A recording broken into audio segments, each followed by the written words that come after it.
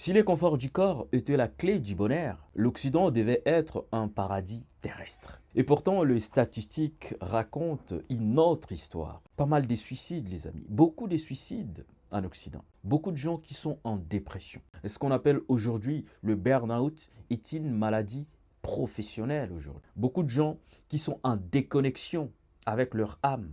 Bienvenue à toi sur ma chaîne, moi c'est Rakakili. Ici je te parle de l'actualité, du développement communautaire, du développement personnel et du développement de ton esprit critique. Si c'est un sujet intéressant pour toi, merci de t'abonner et surtout de partager cette vidéo, de me laisser ton commentaire. C'est très important pour l'expansion de notre chaîne, ainsi pour toucher le maximum de personnes. Aujourd'hui, nous allons parler des conforts, les conforts du corps occidental qui a été mis en avant au détriment des conforts de l'esprit. Le complot contre votre vie intérieure. Pourquoi les conforts modernes est un piège? On ne comprend absolument rien à la civilisation moderne si l'on n'admet pas tout d'abord que c'est une conspiration universelle contre toute espèce de vie intérieure. Nous avons tous les chauffages, la nourriture, le médecin, et un écran pour chaque moment des nuits. L'Occident a gagné la guerre contre le confort du corps.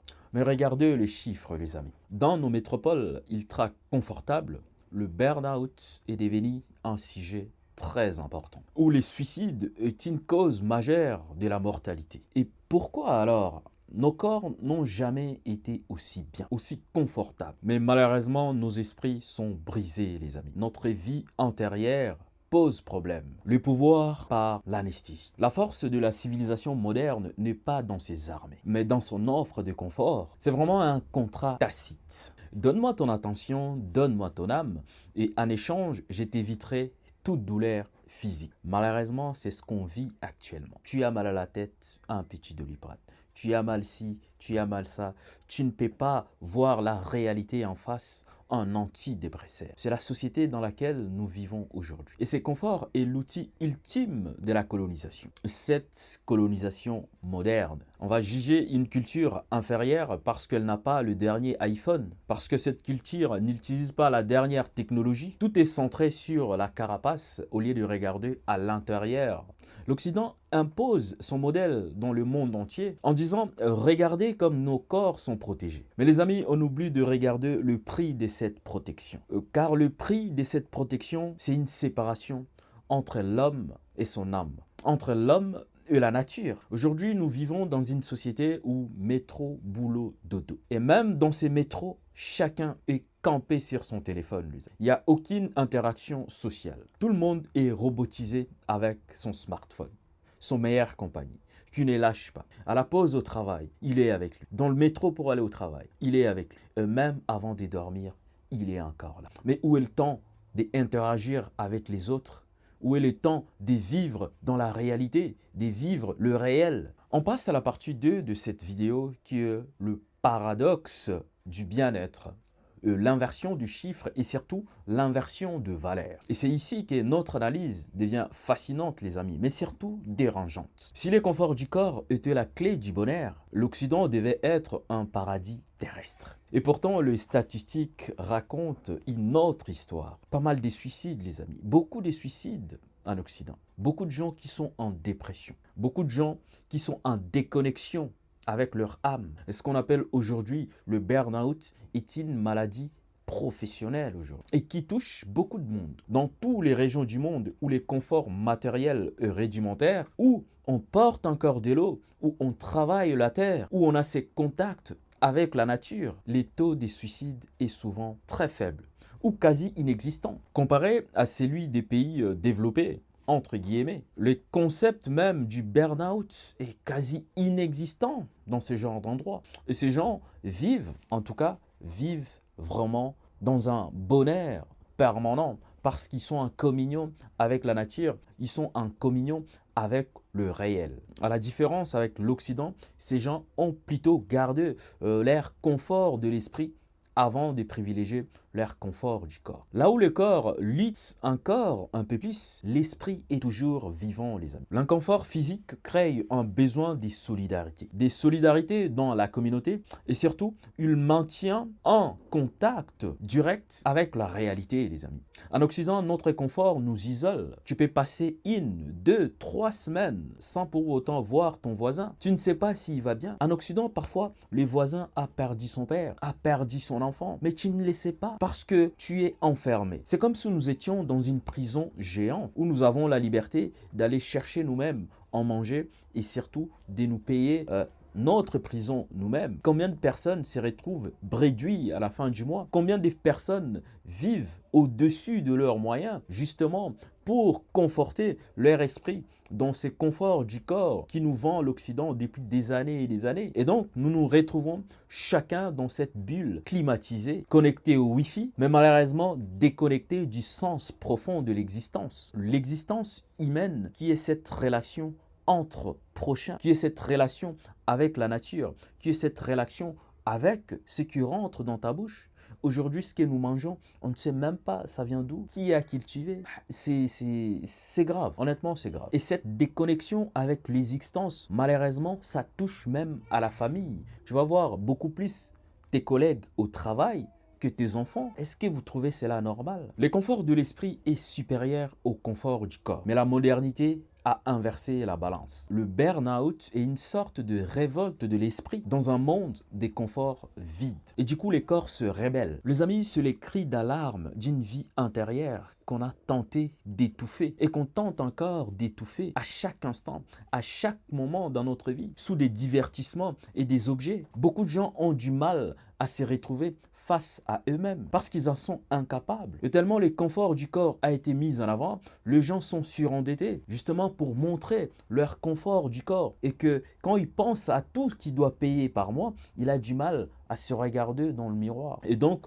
le divertissement est là pour éviter cette confrontation avec soi-même qu'on a colonisé nos esprits par le confort, nous faisant croire qu'une vie sans effort est une vie réussie. Et avec l'émergence de l'intelligence artificielle, ça va s'empirer davantage, les amis. Dès que le silence s'installe, le vide nous donne des vertiges que nous devons combler avec nos smartphones, avec la télévision, avec tout autant de divertissements possibles. Partout, nous sommes divertis.